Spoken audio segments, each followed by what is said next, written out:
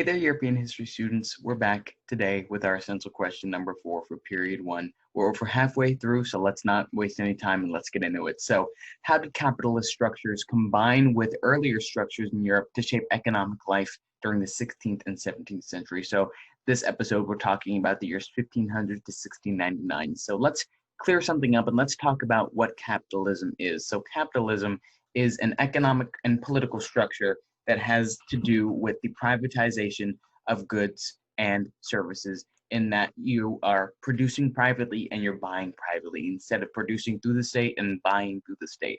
So what are some benefits of this political and economic system? Well, you have a lot of incentive to do more, because when you're making your own profit, you have a lot of incentive to do more and put a little bit more effort into it. And you also have the chance to produce a little bit more efficiently, and you have the chance to produce a little bit more productively. And though this period of time, production wasn't what we think of it is today, it is still a very, very, very high. Pardon me, I'm trying to think of a very good analogy to use, but it's eluding me. What I'm trying to say is it's a little bit better than, say, 100 years before it. And when we think about future political and economic structures, say communism, where things are state-owned, state-run, and everyone is seen or supposed to be equal and nothing is privately owned, this is very, very money-based, because when you have a system like communism and you say we're working in a factory and we're all getting paid the same for the same amount of work, no matter what work we do, and I have no incentive to work extra hard and produce a little bit more because my wages are going to stay the exact same, as opposed to if I was in a capitalist structure running my own business, if I produced more, I would end up getting more in the long run. So that's why capitalism is a little bit more better economically. More better. Sorry about that. A little bit of an improper English there, but it happens sometimes. So let's move on and talk about, the shifts in economic power. So before the early modern era in Europe, and we're just talking about Europe in this slide, power was centralized in the Mediterranean. So we're talking about Greece, Italy, that whole basin over there. And in the 16th century, power would shift from Venice in the Mediterranean to Lisbon along the Atlantic coast, which is the capital of Portugal. And new trade routes made diversity of goods a whole lot more. New trade routes and the diversity of goods made the shift a lot more feasible. Centers of commerce would be Lisbon, Portugal, and Antwerp, Belgium, because they were both centers of commerce in the 16th century, and both were, in fact, owned by Portugal. And by the 17th century, the Dutch port of Amsterdam emerged as a very, very, very brand new and very, very, very inviting center of trade, because it was so diverse, and the goods were diverse and the people were diverse. And Antwerp, as we'll get on to it later, would be a center of religious tolerance, which was not common in Europe in the 17th century. So Antwerp would be beat by Amsterdam, and Lisbon would also be beat by Amsterdam in the 1600s.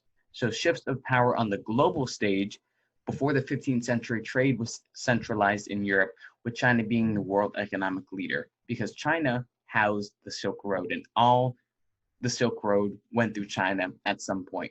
So the Silk Road would be this great, super long, expansive road for, not road specifically, but route of travel for lots of trade and commerce to happen. It went through the entirety of Asia to parts of Africa and to parts of Europe. So this was really the biggest form of land-based trade. And what we're going to see is we move from land-based trade to maritime trade and maritime empires. And that's what this whole period is about, maritime empires. And we'll see in either the next slide or a couple of slides in the future, we're going to see what the Dutch and British are doing with maritime empires. So it wouldn't be until around the 13th century, around 1200, where the Silk Road would begin to gradually decline. And it would almost make way for this new age of maritime empires. So we're having a new wave of prosperity because we're having so many goods flow from the old world to the new world, causing a boom in Europe. and on the global stage, because Europe really was the center of the global stage, because we're not having a whole lot of interaction from Australia or North or South America. And we are getting some interactions from Asia and Africa, but Europe really is the center of the world in terms of economic power. So the new plants and resources found in the Americas were very profitable, seeing as no other peoples in Europe had access to the new goods. So when no one has access to a certain good, and you do, you certainly want to mark that price up as much as you can to milk as much profit as you can. And that's just what the capitalist system is. You want to get as much money as you can, if you can. So the rise of the joint stock company, and this would lead into our maritime empires. So a joint stock company is a business that offers part ownership of the company to shareholders in return for an investment. So say I buy 10 shares of a company worth 10% of the total stake of the company. If the company makes $100 and I own 10% of the company, I'm going to get $100. So that's what you get for investing. You invest a certain amount of money, you get a certain amount back. So joint stock companies were the first popularized in the 17th century by the Dutch and British and offered ways to fund different companies. And we would see that in the next slide. We talk about the Dutch East India Company, which would be founded in 1602 in the Indian Ocean Basin. And the company focused on Asian trade that was already established in the Spice Islands. And even though the Silk Road was on the decline, Europe still wanted to tap in to the Asian trade. So Portugal and Spain were based in the West. The Dutch really wanted to try to get in the East and see what economic opportunities lied there. So the British East India Company, founded in 1601, just the year before the Dutch East, meant to match Portugal and Spain in terms of world commerce and world economic power. So then the Dutch West India Company, founded in 1621, focused on the Americas instead of the Spice Islands. And the Dutch had one colony in the Americas, New Amsterdam, and it was really focused on trying to bring commerce there. And it was eventually taken over by the British in 1664, about 40 years later. So new claims in the Americas, 1607 might be an important date for those of us who study U.S. history, but this is the founding of Jamestown Colony in the British colonies of the Americas, in the New World. And France would also lay claims in what is now modern-day Canada in the 17th century, which is why most of Canada, or a good portion of Canada, speaks French. So the 18th century would see England dominating Asian trade due to their joint stock companies, seeing as they had two very large joint stock companies in the Indian Ocean Basin. France, Britain, and Denmark often had territory disputes over the Americas because territory lines were hard to draw and territory lines were somewhat hard to enforce, whereas Portugal and Spain did not. And we should know why, if we are paying attention in our last essential question, we should know why this is. And I'll recap it because review is always important. The Treaty of Tordesillas made it so that Spain and Portugal had separate spheres of. Sorry about that, folks. We had a little bit of some technical difficulty, but as we were saying, the Treaty of Tordesillas established separate spheres of influence in the New World between Spain and Portugal, making sure that they did not have any territory disputes like the countries aforementioned. So we're having this money-based economy in Europe being based around coins and cash, with coins and cash being used for purchases, investments, and wages. So everyone in Europe is starting to use coins and cash instead of a barter system. And new capitals developed with the enhanced trade in cities like London, Genoa, and Amsterdam. So we're having a cash-based economy, and the more cash you have, the more people that you want to have in your country or in your city circulating that cash. So that's why we have London, Genoa, and Amsterdam being these major players. So let's talk about the social ladder. So we have almost a reversal of who is on the top. So we went from having wealthy families like the Medici being very, very powerful and having a whole lot of money to merchants and manufacturers being the ones on the top of the social ladder, because we have, again, a money-based economy, and we have merchants and artisans having specialty goods that they can sell for this money. And then the more money you sell, and the more money you have equals the higher up you are on the social ladder. So you could definitely have some social mobility now, and also landlords are having some social traction. And let's talk about a new class of landlords known as the gentry, who emerged as a wealthy class of landowners who did not have inherited titles. So these are men who worked for their titles and who worked for their position in society. And we're having little religious diversity in Europe except for the new city of Amsterdam, Netherlands, who had a lot of religious tolerance. Let's talk about craftsmen and craftswomen and why we don't see any craftswomen, because women were the subjects of the patriarchy, which is the idea that we're having a male-run society, and unless she was a widow, women could not be artisans or craftsmen. And those who were craftsmen, aka craftsmen, only men, were forming guilds to protect themselves and other artisans from excessive taxes and providing care for its members. So this is an early form of what we'd see in the 19th century and 20th century, the labor unions. So unions that would protect workers and protect their wages. So an earlier system and an earlier structure that we have when we talk about this question is feudalism, which was the practice of lords giving land to vassals in exchange for royalty, in exchange for loyalty and military protection, so long as the profits and crops of the lord's land were given to the lord and not kept by the vassal. Another form of indentured servitude is serfdom, which was the legal binding of land to a serf under the authority of a landlord, and serfs had to pay rent for the land that they occupied.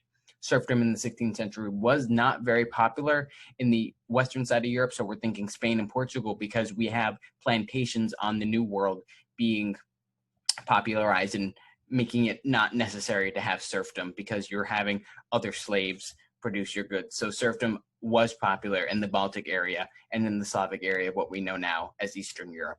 So let's talk about what life was like as a peasant. Well, peasant life revolved around the changing seasons because most peasants were subsistence farmers. And this meant that you only would farm enough for you and your family to eat. No more, no less. Although there were some times, and we'll get into it in the next question, that you did not have enough food to feed your family because of the change in average temperature in Europe, which was known as the Little Ice Age.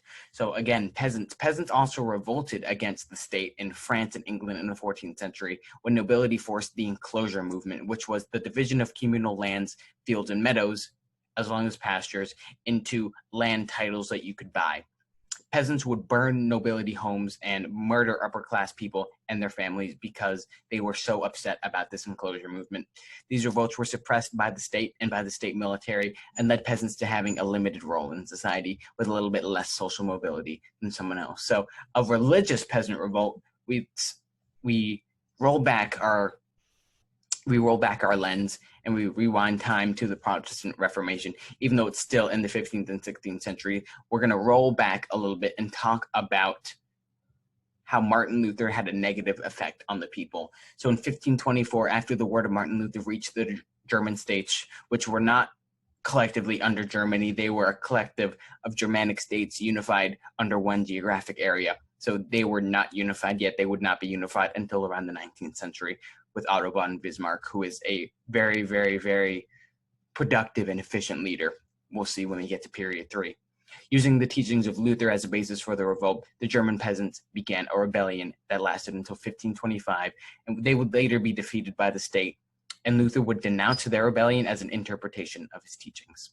So let's talk about the growth of cities. And cities are very important and very common in this time because we're having a growth of population with the growth of commerce, and people are getting a little bit more money in their pockets. So they're being able to afford new homes, and they're going to be able to afford to move off the farm and be able to move into urban areas where they can stop making their own food and they can start buying their own food with the money they get from their jobs. And these cities were very population dense just because of the nature of the cities. And obviously, most buildings were built out of wood and not a whole lot of stone or a whole lot of metal, because metal was very expensive and very hard to come by.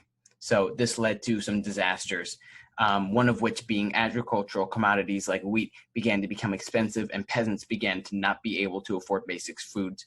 This was the price revolution, and this made life for peasants very, very difficult because even though you had a lot of money in your pocket, sometimes you just weren't able to afford bread and basic necessities like that. So you had to sacrifice your other things like your standard of living, a good home, a good place to live, a good neighborhood in order to just afford food and keep your family alive. Overcrowding also became a problem, especially in cities like London, where overcrowding, overpopulation, and highly, highly dense areas made fires possible, especially in 1666, which was the year of the London Fire, which devastated a majority of the city in England and left a lot of people homeless and many, many more dead.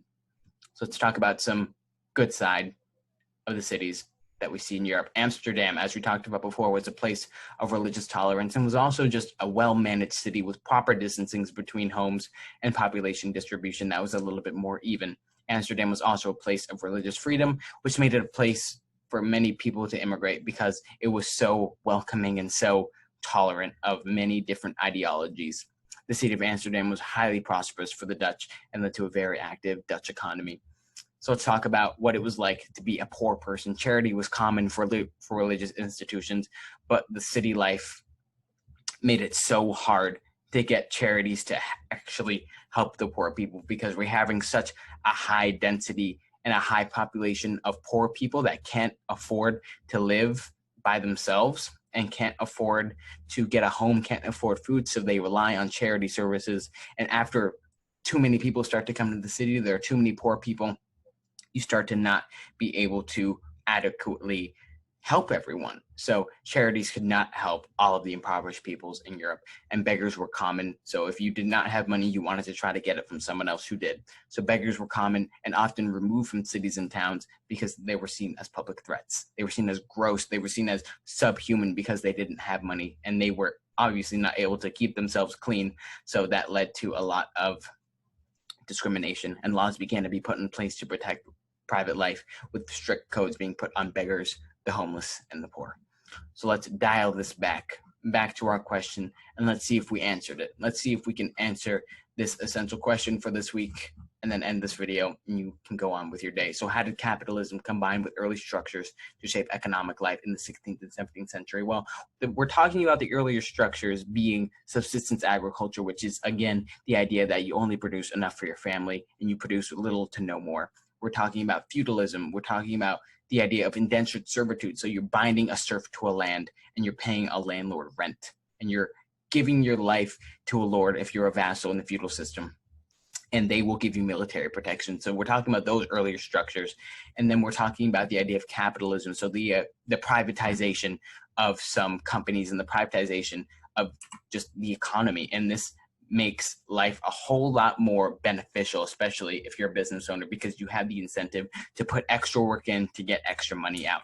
So we're seeing a dichotomy with joint stock companies starting up, and you're not having to incur all the startup costs, and you're not having to incur all the costs. You're having shares being sold off to investors, and so long as your company makes money, they also make money. So joint stock companies, especially with the Dutch and British in the Indian Ocean basin, were very popular. Definitely a big movement towards capitalism. We're having new settlements in the Jamestown colony in Virginia by the British, and then France is also making claims in Canada. And then we're having a cash-based economy with people flipping from being a noble family and at the top of the social ladder to being at near the bottom, because royal families and wealthy families like the Medici in Italy really had nothing to offer anymore, but merchants and artisans did, because they had goods that people want, goods that people could spend their hard-earned money on, and goods that were going to be popular. So the more money a person had, the higher they were on the social ladder. And we're also having a new class known as the gentry, which are men who have made their lives without any inherited titles. They had gotten land and they had earned their land, and that's why they are their own. That's why they are their own class. So we're having guilds being formed to protect craftsmen and artisans. Again, we talked about feudalism, serfdom, and peasant life. And peasants have revolted against nobility's actions. Again, religious revolts, but that's a more essential question too. And then we're having, with this growth of the economy, with the growth of the economy on the global stage, the European economy, and the growth of the money economy, we're having a growth of cities, because there's more money to be put into cities, more money to be put on public works. But this also leads to problems like high inflation and overpopulation, overcrowding, which leads to fires. But we're also having good cities like Amsterdam in the Netherlands, and we're having Amsterdam in Denmark, and we're having very active economies because we're having a religiously tolerant place to live. So again, the poor were at the bottom of the social ladder, and we're not seen as real people, and we're not seen as on par with the rest of society. So friends, I hope that was helpful for you in some facet or another. And remember, if you have any questions whatsoever, please drop them in the comments below, and I will answer them as fast as I can. So I hope that was helpful. And remember, if it ain't broke, don't fix it, and we'll see you in the next one. Take care.